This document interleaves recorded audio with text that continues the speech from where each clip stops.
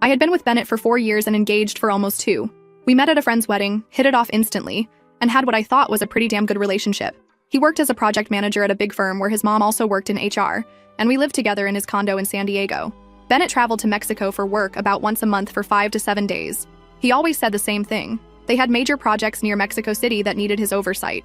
His company does have international clients, so it made sense. He'd always come back with little gifts for me: tequila, handmade jewelry, these cute sugar skull decorations I collected. I thought it was sweet that he always remembered me during his stressful work trips. Another thing I should have questioned: Bennett was weird about social media. He didn't have Facebook or Instagram, claimed he valued privacy, and whenever I posted photos of us, he'd ask me not to tag his name or write too many details. He said it was because his company worked with government contracts and they were strict about employees' online presence. Again, plausible enough that I didn't question it. The truth started unraveling after we got engaged. Bennett's mom hosted this big engagement party for us last spring. She invited all these people from their company, friends I'd never met, and some of Bennett's cousins who lived a few hours away. During the party, I overheard one of his coworkers talking to another, saying something about Bennett's trips. And then they both looked at me and immediately changed the subject when they realized I was nearby. Later that night, Bennett's cousin Brady got super drunk and started talking to me while Bennett was mingling. Brady kept saying weird shit like, "So you're the American girlfriend?" And Bennett always did like to keep his options open. When I asked what the hell he meant, he just laughed and said, nothing, just family jokes." I told Bennett about it later, and he got really defensive, saying Brady was an alcoholic who always tried to stir up drama. After that party, I started paying more attention. I noticed Bennett always took the same small leather duffel bag on his Mexico trips, and he was weirdly protective of it. He'd unpack it himself, immediately put everything in the wash, and I realized I'd never actually seen what was in that bag. One time I jokingly asked if he was smuggling drugs, and he got genuinely angry, saying I didn't trust him. When Bennett left for his next work trip, I did something I'm not proud of, but thank God I did it. I searched our condo.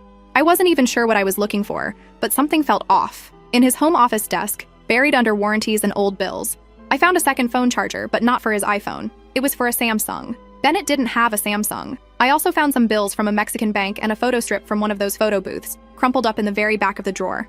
The photo strip showed Bennett with his arm around a pretty Latina woman. They were making silly faces, kissing, looking every bit the happy couple. I kept searching and found an envelope with a receipt for a wedding ring that wasn't mine. The receipt was in Spanish from a jewelry store in Mexico City, dated about 2 years after we started dating, which was a year before he proposed to me. I took photos of everything with my phone, then put it all back exactly how I found it. I debated confronting him immediately when he returned, but something told me to wait and get more information. If he had been living a double life for years, I needed to understand the full extent before blowing everything up. When Bennett got back from that trip, I played completely normal while secretly watching his every move. He brought me back a beautiful hand-painted ceramic bowl, kissed me like everything was fine, and told me about his exhausting meetings. I smiled and nodded while internally screaming. The next morning, he left his iPad on the kitchen counter while he showered.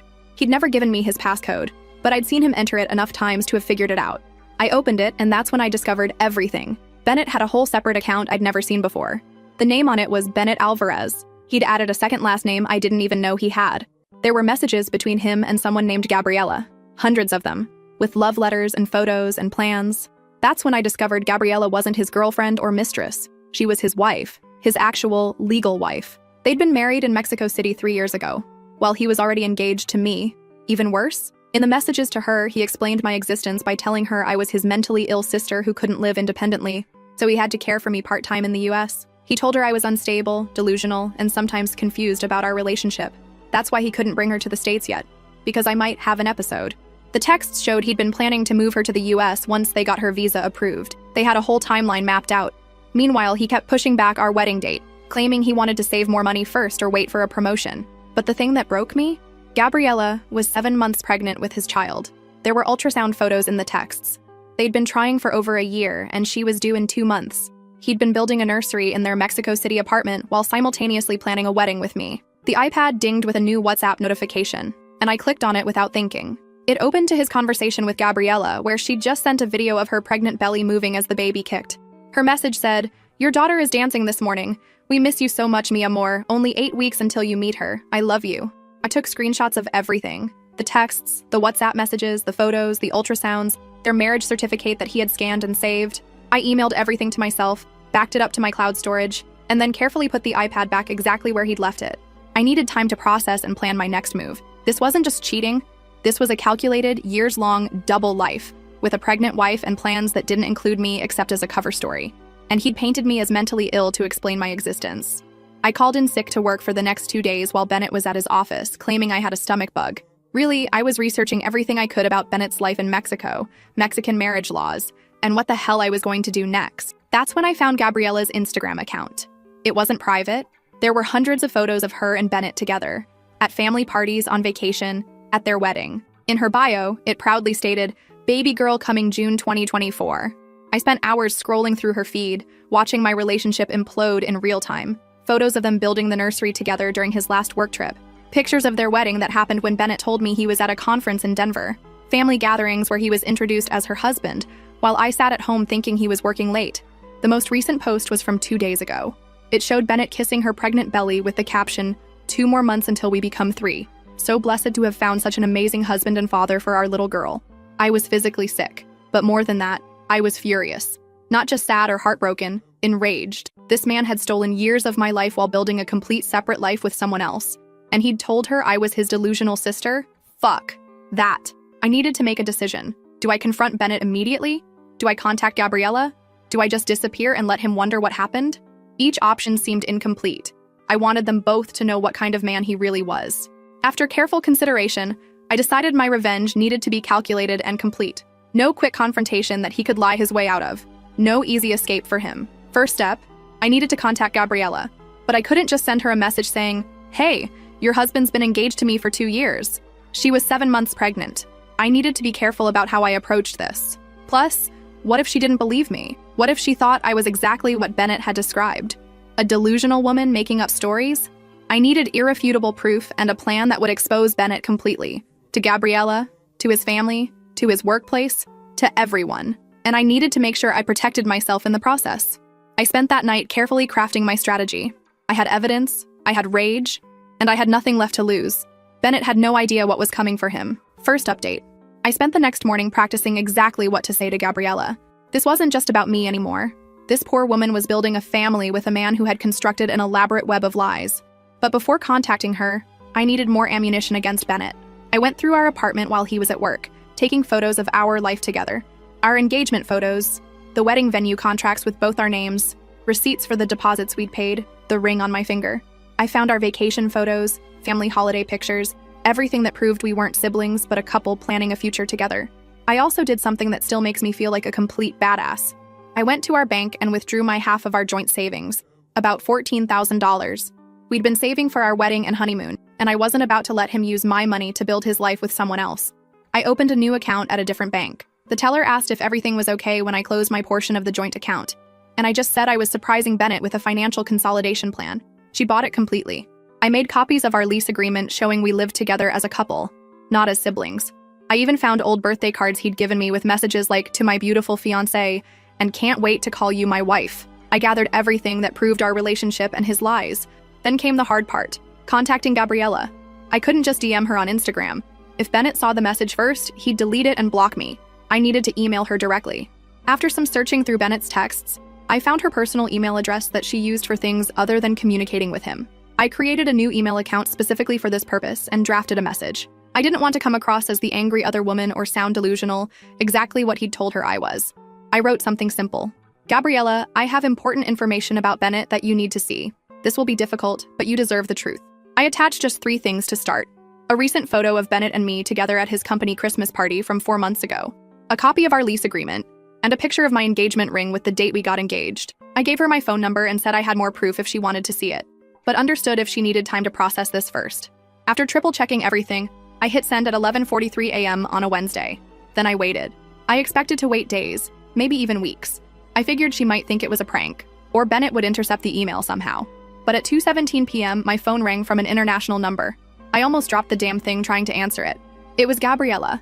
She was speaking rapidly in Spanish, then switched to English when she realized I couldn't understand her. She asked who I really was, if this was some kind of sick joke. I told her everything. How long Bennett and I had been together, our engagement, our living situation. She kept interrupting, asking specific questions about Bennett, his birthmark on his shoulder, the scar on his knee from a childhood accident, his favorite food, his parents' names. It was surreal, like we were comparing notes on a book we'd both read, except the book was a man we both thought we knew. With each detail I confirmed, her voice got shakier. I could tell the exact moment she accepted the truth. She went completely silent for about 10 seconds, then started sobbing. Not gentle tears, but the kind of raw, guttural crying that comes when your entire reality collapses. Between sobs, she told me Bennett was supposed to fly down the following week for a doctor's appointment. They were going to see their baby girl on the 3D ultrasound for the first time. She'd been preparing their apartment, getting everything ready for his visit. I asked if she wanted more proof. She did. I sent her everything while we were still on the phone. The engagement photos, wedding venue contracts, holiday pictures with his family, our text messages. As she received each one, her crying turned to something else. Pure rage. She started telling me about their life, how they'd met 5 years ago when Bennett was on a genuine business trip to Mexico City, how he'd pursued her, told her he'd fallen in love at first sight, how he'd arranged his work to include regular trips to Mexico to see her. They'd gotten married 3 years ago in a small ceremony with her family. Her brother had initially been suspicious of this American who could only visit periodically, but Bennett had charmed everyone. Then she told me the story he'd sold her about me. According to Bennett, I was his troubled younger sister who suffered from bipolar disorder and delusions. He claimed I sometimes believed we were in a relationship, and he had to humor me to keep me stable. He told her he was working on getting me proper care so he could eventually bring her to the US, but it was complicated because of my condition. I was livid, using mental illness as a cover story, making me sound unstable and delusional. It was beyond cruel, to both of us. The conversation lasted nearly 3 hours. Gabriella was fiercely intelligent and practical despite her emotional state. She asked if I had confronted Bennett yet. When I said no, she suggested something I hadn't considered. "Let's coordinate," she said. "Let's not give him any warning. Let's make sure he can't wiggle out of this or create more lies." She wanted to fly to San Diego with her brother and confront Bennett together, face to face. And she knew exactly where to do it, at his workplace, where his mother and colleagues would witness everything. Part of me worried about the stress this might cause her pregnancy, but Gabriella assured me her doctor had said she was cleared for travel, and her pregnancy had been healthy and uncomplicated. Plus, her brother would be with her for support. We made a plan. She would fly up with her brother Ramon in 3 days. She didn't tell Bennett she was coming. Instead, she acted normal in their conversations, telling him she couldn't wait for his visit the following week. Meanwhile, I would continue acting like everything was fine with Bennett at home. Those 3 days were the hardest of my life. Sleeping next to him, making small talk over dinner, kissing him goodbye in the mornings, all while knowing exactly what kind of monster he really was. He had no idea I'd talked to Gabriella, or that I knew anything. Once he even got a call from her while we were watching TV, and I watched him step into the other room, lower his voice, and tell her he missed her and couldn't wait to see her and the baby. I had to dig my nails into my palms to keep from screaming. The night before Gabriella was set to arrive, Bennett's mom Nicole called me. Just a normal check-in about wedding plans. She asked if we'd set a date yet, talked about venue options, mentioned she'd been looking at mother of the groom dresses. The entire conversation felt like I was in the Twilight Zone. Did she know about Gabriella? Was she part of this deception? I couldn't tell, but I kept the conversation short, saying I wasn't feeling well. After the call, I broke down. The stress of maintaining this charade was eating me alive. I texted my best friend Amanda, asking if I could stay with her after everything went down. I didn't tell her why, just that I was leaving Bennett and would explain later. That night, while Bennett slept, I quietly packed a small bag with my essential documents, some clothes, and irreplaceable personal items, then hid it in my car trunk. The next morning, Gabriella texted that her flight had landed. She and Ramon had checked into their hotel and would meet me at the coffee shop across from Bennett's office at 1 p.m. Bennett had no idea his entire world was about to implode. I called in sick to work again, claiming my stomach bug had gotten worse. Bennett left for work like any normal day, kissing me goodbye and reminding me to stay hydrated. The casual normality of it made me want to vomit. I spent the morning finalizing my preparations. I withdrew the last of my personal money from our other shared account. I made copies of all the evidence and organized it into 3 folders. One for me, one for Gabriella, and one that we'd present to Bennett's mother in HR. I also called our wedding venue and photographer to cancel our arrangements, citing unforeseen circumstances. I'd lose the deposits, but I didn't care. At 12:30, I drove to the coffee shop near Bennett's office. My hands were shaking so badly I could barely park. I sat at a table in the corner, ordering a coffee I couldn't drink, watching the door. They walked in. Gabriella was exactly as she appeared in photos. Beautiful, with long dark hair and a very visible pregnancy. Ramon was tall and serious-looking, protective of his sister. The moment Gabriella saw me in person, her eyes filled with tears. We didn't hug or shake hands. What social protocol exists for meeting your fiancé's secret wife? Instead, she sat across from me, placed her hands on her belly, and said simply, "Thank you for finding me. Thank you for telling me the truth." We reviewed our plan one last time. Bennett's company occupied 3 floors of an office building downtown. Visitors had to sign in at security, but Bennett's mother Nicole worked in HR on the 1st floor. Our plan was to ask for her directly, show her our evidence, and request that she bring Bennett down to the conference room. We wanted witnesses, but we also didn't want to create a scene that would cause Gabriella unnecessary stress. When we reached the reception desk, I asked for Nicole, saying it was a family emergency regarding Bennett. The receptionist called up, and minutes later Nicole appeared, her face concerned until she saw me. Then she smiled, confused about why I was there with a very pregnant woman and a stern-looking man. I introduced Gabriella as Bennett's wife. Nicole laughed, thinking it was a joke. I handed her the folder of evidence. She opened it, still smiling, until she saw the marriage certificate. Her face went completely blank as she flipped through the photos, the documentation, the proof of her son's double life. Nicole didn't say a word. She just picked up the reception phone and asked someone to send Bennett to conference room A immediately. Then she led us down a hallway. We sat in silence in the conference room. Nicole looked like she'd aged 10 years in 10 minutes. She kept staring at Gabriella's pregnant belly, then at me, then back at the documents. Finally, the door opened and Bennett walked in, looking confused. He saw me first, then Nicole, and his expression changed to concern. Then his eyes landed on Gabriella and Ramon, and his entire face just collapsed. There's no other way to describe it. Every drop of blood drained from his face, and for a second, I thought he might actually pass out. "What's going on?" he whispered. But it was clear he knew exactly what was happening. His double life had just collided in the most spectacular way possible. That's when Ramon stood up, pointed at Bennett, and said something forceful in Spanish that I couldn't understand. Bennett backed up against the wall, shaking his head, looking desperately from face to face for an ally, and finding none. "You told me she was your mentally ill sister," Gabriella said. "You built a nursery for our daughter while planning a wedding with her." Bennett started stammering about misunderstandings, about complicated situations, about how he could explain everything. But there was no explanation that could possibly justify what he'd done. I stood up slowly, removing my engagement ring. I placed it on the conference table and slid it toward him. "I think your wife might want to know why you've been engaged to your sister for 2 years, I said. Nicole hadn't spoken a word until then. She looked at her son and asked one question. Why? The single word contained so much pain, so much confusion. Bennett started crying, saying he loved both of us, that he got caught up in something he couldn't control, that he never meant to hurt anyone. Each excuse made me angrier. He was still trying to manipulate the situation, to make himself the victim somehow. That's when Gabriella stood up, placed her hands protectively over her belly, and told Bennett exactly what she thought of him in rapid Spanish that needed no translation. Her brother stepped between them when Bennett tried to approach her. Security arrived at that point. Apparently, raised voices in the conference room had attracted attention. Nicole, still in shock, explained there was a family situation that required privacy. But it was too late.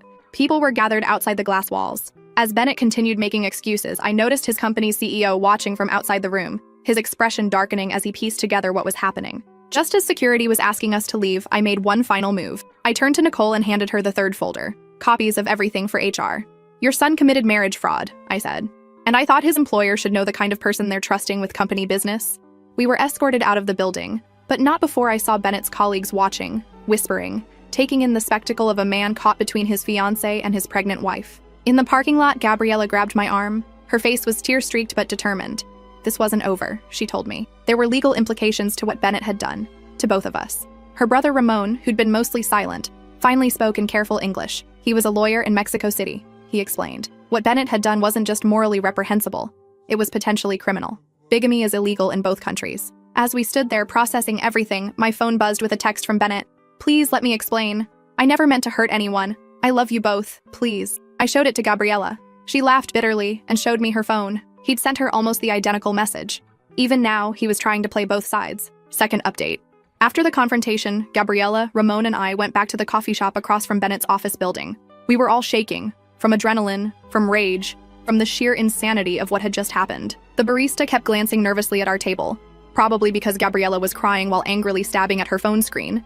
Ramon was speaking rapid Spanish into his phone, and I was just sitting there with this weird, hollow laugh bubbling up every few minutes. We must have looked completely unhinged. My phone wouldn't stop buzzing. Bennett had already sent 23 text messages in the 30 minutes since we'd left his office. They ranged from desperate, "Please just talk to me," to manipulative, "This isn't fair, you're not letting me explain," to threatening, "You have no idea what you've done to my career." I showed them to Gabriella, who just rolled her eyes and turned her phone around to show me the nearly identical Spanish messages he was sending her. Ramon looked up from his call and told us he'd been speaking with a colleague who specialized in international family law. The situation was complicated because the marriages crossed international boundaries. But one thing was clear. Bennett had committed bigamy, which is illegal in both the US and Mexico. If we wanted to pursue legal action, we could. While we were discussing this, Nicole, Bennett's mother, walked into the coffee shop. I almost didn't recognize her. She looked completely destroyed. She asked if she could join us, and when Gabriella nodded, she sat down heavily in the empty chair. Nicole didn't beat around the bush. She told us Bennett had been escorted from the building and placed on immediate administrative leave pending an investigation. His boss had been furious, not just about the personal scandal, but because Bennett had been falsifying his travel reports. Those trips to Mexico weren't all business. He'd been charging the company for flights and hotels while conducting his double life. That was grounds for termination.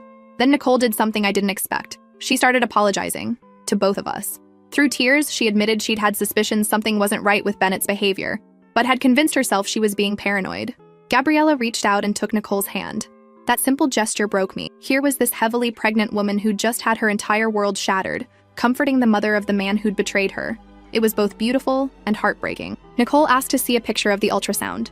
When Gabriella showed her, Nicole covered her mouth and started crying again. "I'm going to be a grandmother," she kept saying. "I didn't even know." Then Nicole turned to me. She said she understood if I never wanted to speak to anyone in their family again, but she hoped someday I might forgive her for not seeing what her son was doing. I told her there was nothing to forgive. Bennett had fooled all of us. His lies weren't her responsibility. The conversation shifted to practical matters. I told them I'd already moved my essential belongings to my friend Amanda's place, and would get the rest when Bennett wasn't home. Gabriella explained she needed to fly back to Mexico City tomorrow. Her doctor didn't want her traveling too close to her due date. Ramon said he'd stay an extra day to help me if needed.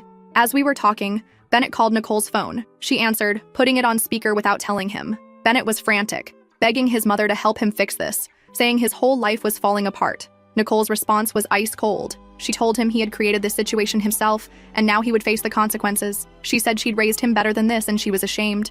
Then she hung up. My phone buzzed with a notification. It was an email from Bennett with the subject line, "Please read, I can explain everything." I opened it and read it aloud to the group. It was a rambling, self-pitying mess about how he'd never meant for things to go this far, how he truly loved both of us in different ways, how he'd gotten caught up in lies that spiraled out of control. The email ended with him asking for a chance to explain in person, alone, without all the drama and audience. By this point, it was early evening. We exchanged contact information and made plans to stay in touch. Nicole hugged both of us before leaving, promising to support Gabriella however she could, regardless of what happened with Bennett. Ramon helped Gabriella to their rental car, and I headed to Amanda's apartment, emotionally exhausted. I'd told Amanda the basics over text, but when I arrived at her place, I broke down completely and told her everything. She was horrified. She kept saying she'd always thought Bennett was too good to be true, but she never imagined this. She helped me unpack my emergency bag and set up her guest room, then ordered takeout since neither of us had the energy to cook. While we were eating, I got a call from Bennett's cousin Brady, the drunk one from the engagement party who'd made those weird comments. He said he'd heard what happened from another family member, and wanted me to know he'd tried to warn me the only way he could without breaking a promise to Bennett's dad. Apparently, this wasn't Bennett's first double life. Brady explained that years ago, before I met Bennett, he'd done something similar with women in Los Angeles and San Francisco. It never went as far as marriage, but he'd had serious relationships in both cities, traveling back and forth. When Bennett's dad discovered what was happening, he'd forced Bennett into therapy and made the family swear to never discuss it. They thought he'd gotten help, that it was some kind of psychological issue he'd overcome. Brady apologized for not being more direct at the party. He said he'd been struggling with whether to tell me explicitly, but family loyalty and the alcohol had made him take the coward's way out with vague hints. I thanked him for calling, but told him his hints had been completely useless. He admitted he deserved that, and asked if there was anything he could do to help now. I told him the best thing he could do was make sure the entire family knew exactly what Bennett had done this time. After hanging up, I told Amanda about the call. She was as shocked as I was that this was apparently a pattern for Bennett. We stayed up late, going through social media to see if there were any other women we could warn, but found nothing obvious. Around midnight, I got a text from a number I didn't recognize. It was Bennett's dad, Ralph. His message was brief, but clear. Bennett was at their house, in a state, and Ralph wanted to speak with me. I showed Amanda, and she immediately said I shouldn't go alone, if at all. I agreed and texted back that I had nothing to say to him or Bennett, but if he wanted to talk, he could meet me in public tomorrow. Ralph responded almost immediately, saying he understood my caution but wanted to make things right however he could. He suggested meeting for coffee the next morning and promised Bennett wouldn't be there. I agreed, partly out of curiosity about what making things right could possibly mean in this situation. Ralph was already at the coffee shop when I arrived. He got straight to the point. He apologized for his son's actions and said the whole family was devastated. Then he slid a check across the table. I looked down at it. It was for $50,000. I stared at him in disbelief. Ralph explained that he knew money couldn't fix what Bennett had done, but he wanted to cover any wedding deposits I'd lost, plus additional compensation for the emotional distress. His exact words. Like this was a business transaction or lawsuit settlement. I realized he was trying to buy my silence and make me go away quietly. I pushed the check back and told him I didn't want his money. I wanted him to understand that his son was a predator who had deliberately deceived two women for years, and that his previous attempts to sweep Bennett's behavior under the rug had enabled this to happen again, this time with a child involved. Ralph looked stunned. He clearly hadn't expected me to refuse the money. As I was leaving, Ralph called after me, asking what I planned to do next. I I told him truthfully that I hadn't decided, but that buying my silence wasn't an option. His face hardened and he said, "Bennett has made mistakes, but he's still my son. I'll protect him however I need to." When I got back to Amanda's car, I was shaking. She wanted to go back and confront Ralph, but I just wanted to get away. As we drove off, I told her about the conversation and the check. She called Ralph every name in the book, then suggested we meet up with Ramon before he flew back to Mexico to update him on this development. Ramon was checking out of his hotel when we arrived. He wasn't surprised about Ralph's attempt to buy me off. Apparently, he'd made a similar offer to Gabriela via email overnight, which he'd immediately forwarded to Ramon. The amount offered to her was significantly larger, $200,000, ostensibly for the child's future. Ramon had advised her to ignore it for now. Ramon showed me some messages from Gabriela. She'd made it back to Mexico City safely and had met with her own family. They were all rallying around her, furious at Bennett's deception. Her doctor had checked her over and said that despite the stress, both she and the baby were doing okay. She was planning to file for divorce as soon as possible. That afternoon, I finally worked up the courage to go back to the condo to get more of my things. Amanda came with me for support, and we timed it for when I knew Bennett would be at his parents' house based on texts from Nicole. The condo was a mess. Bennett had clearly been there and had some kind of meltdown. There were broken dishes in the kitchen, clothes thrown around the bedroom, and empty liquor bottles on the coffee table. I quickly gathered more of my belongings, focusing on sentimental items and financial documents that couldn't be replaced. As I was packing up my jewelry box, I found something that made my blood run cold. Hidden beneath my necklaces was a small velvet pouch containing a ring I'd never seen before. It wasn't my style at all, ostentatious and gaudy. Inside the pouch was a slip of paper with a jeweler's logo and a date, 3 months from now. Another engagement ring. I showed Amanda, who grabbed the ring and said we should take it to get appraised. Use the money for my fresh start. I hesitated, not wanting to sink to Bennett's level. But Amanda argued that he owed me at least this much. I finally agreed to hold on to it until I spoke with the lawyer Ramon had recommended. As we were leaving, Bennett's car pulled into the parking lot. Amanda and I froze, then rushed to finish loading my car. Bennett saw us and ran over, blocking my driver's side door. He started pleading with me to listen, saying he could explain everything, that he knew he'd messed up, but he still loved me. When I tried to get around him to my car, he grabbed my arm. Amanda immediately stepped between us, telling him to back the fuck off before she called the police. Bennett turned on Amanda then, telling her this was between him and me, that she needed to stay out of our relationship problems. I'd never seen this side of him before. Desperate, aggressive, almost unhinged. I told him firmly that we didn't have a relationship anymore, and if he didn't let me leave immediately, I would call the police. That's when he noticed the box with the framed photos of us that I was taking. He lunged for it, saying I couldn't take those, they were his too. In the struggle, the box fell, and glass shattered everywhere. I used that moment to get in my car, with Amanda jumping in the passenger side.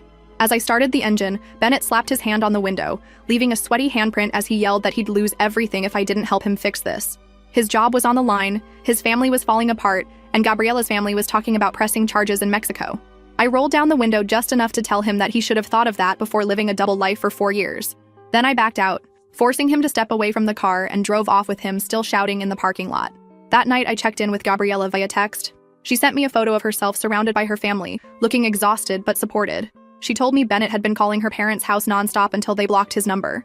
Now he was emailing her every hour, alternating between apologies, excuses, and pleas about wanting to be part of his daughter's life. Gabriela told me her lawyer was already working on the divorce filing and had advised her to document all contact from Bennett. She also mentioned that Ramon had spoken with the lawyer he'd recommended to me, and they wanted to coordinate our responses to make sure Bennett couldn't manipulate either of us.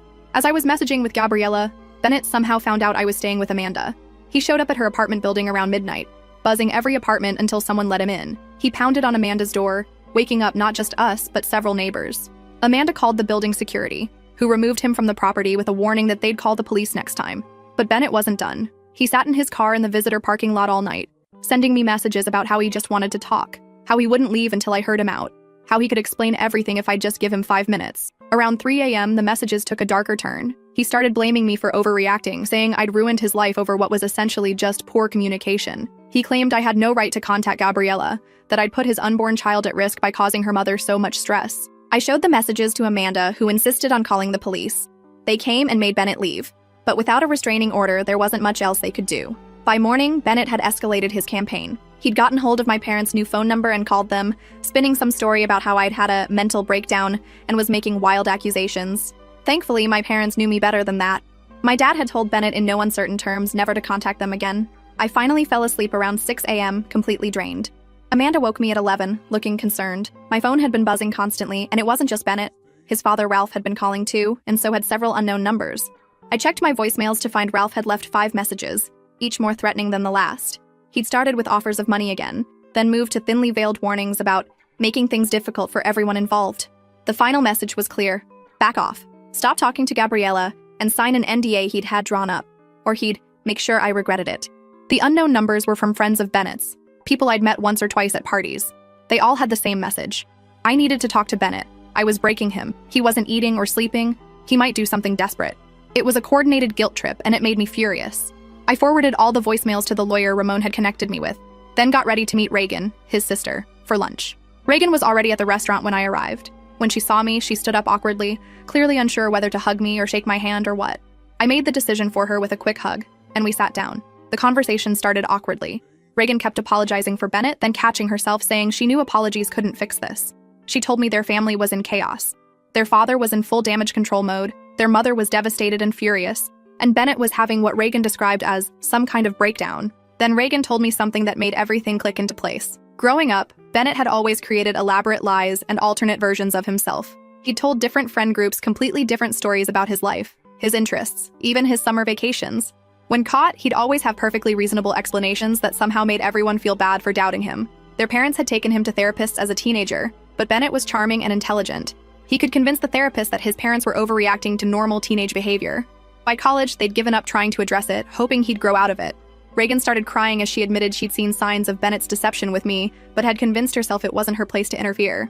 I reached across the table and took her hand. I told her this wasn't her fault and that Bennett was clearly very skilled at manipulation. She squeezed my hand and said she'd always wanted me as a sister-in-law, and she was heartbroken about everything, including the niece she'd just learned about. As we were talking, I noticed a man watching us from the bar. It took me a moment to recognize him. It was Clyde, one of Bennett's closest friends from college. When he saw me notice him, he quickly looked away and pretended to be very interested in his phone. I realized with a sinking feeling that Bennett was still having me monitored, using his friends to track my movements and report back. I pointed him out to Reagan, who looked mortified.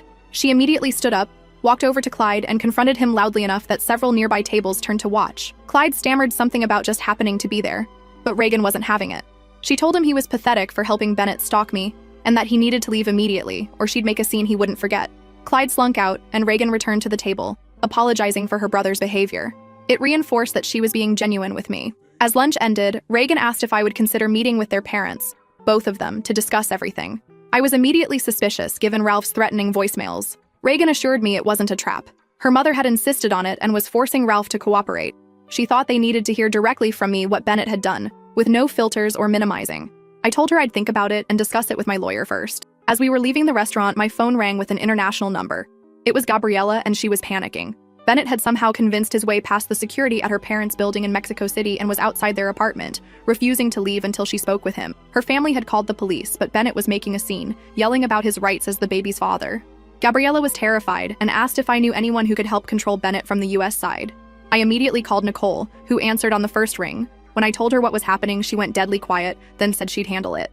10 minutes later, Gabriella texted that Bennett had received a call and left abruptly. Nicole had apparently threatened to completely cut him off financially and legally if he didn't leave Gabriella alone immediately. That evening, I met with the lawyer Ramon had recommended. He reviewed all the messages, threats, and harassment from Bennett and his father. He advised filing for a restraining order immediately and documented everything for potential future legal action. He also warned me that cross-border legal issues could get complicated, but he'd coordinate with Ramon to ensure both Gabriella and I were protected. Last update. The week after the confrontation became a nightmare of constant harassment. Bennett wouldn't stop calling from different numbers. I'd block one, and he'd call from another. In just 3 days, I blocked 17 different numbers. Each voicemail was more desperate than the last, crying, pleading, then getting angry and blaming me for overreacting, as if discovering your fiancé has a whole secret family is something you can overreact to. Bennett figured out where I was staying and showed up at 2 a.m., pounding on her door and yelling that he needed to talk to me. The neighbors called security, who threatened to call the police if he didn't leave. Bennett eventually left, but not before sliding a 10-page handwritten letter under the door explaining his side of things. I read the letter. Biggest mistake ever. It was pure manipulation. Bennett claimed he'd gotten trapped in the situation with Gabriella because of cultural expectations after a one-night stand, that he'd tried to end it multiple times but she was unstable, that he was planning to tell me everything after our wedding. Every paragraph was more delusional than the last. He somehow painted himself as the victim in all this. I tore it up and threw it away. The next day, Nicole called me. Bennett had been officially fired from his job. The company cited falsified travel expenses and conduct unbecoming after an internal investigation. Apparently, he'd been charging the company for his trips to see Gabriella while claiming they were business-related. She told me Bennett was staying with Ralph, refusing to eat or shower, just drinking and sending messages to both Gabriella and me. I got a restraining order after he showed up at my workplace, causing a scene that ended with security escorting him out. The judge granted it immediately after seeing the evidence. 73 messages from different numbers, the recording of Ralph threatening me, and statements from witnesses who'd seen Bennett's increasingly erratic behavior. Ramon called with updates from Mexico. Gabriella had filed bigamy charges against Bennett, and the Mexican authorities were taking it seriously. Bennett was now effectively banned from entering Mexico. If he tried, he'd be arrested at the border. This meant he would likely never meet his daughter, at least not on his terms. The restraining order seemed to finally make Bennett realize he couldn't harass me into forgiving him. Instead, he shifted his entire focus to salvaging his relationship with Gabriella. He sent her family expensive gifts, which they returned unopened. He tried contacting her doctor's office, claiming he needed updates about his child. They shut that down immediately after Gabriella warned them. About 6 weeks after the confrontation, Gabriella went into early labor. Nicole flew to Mexico City to be with her, with Gabriella's blessing. Bennett tried to go too, but was stopped at the airport when his passport was flagged. He ended up having a complete meltdown in the terminal, which someone recorded and posted online. The video showed him screaming about his rights as a father while security held him back from boarding a flight he wasn't allowed on. 2 days later, Gabriella's daughter was born, healthy despite arriving a few weeks early. She sent me a photo with a simple message: "Thank you for saving us." I cried when I saw that tiny, perfect face, thinking about how differently things could have gone if I hadn't found that iPad. Bennett's reaction to becoming a father he couldn't see was to get blackout drunk and crash his car into a tree. He wasn't seriously hurt, but he got a DUI. As for me, I'm slowly rebuilding my life. I moved into my own apartment last month. I changed my last name back to my maiden name and got a new job. The strangest part is that I'm actually grateful it happened this way. If I hadn't found that iPad, I might have married him. I might have had children with him. I might have spent decades with a man living a double life before discovering the truth. Instead, I got out before those deeper entanglements made separation impossible. As for Bennett, his latest message came from yet another burner number last week. The 73rd I've blocked so far. All it said was, "Living in my car again. Hope you're both happy now." We are.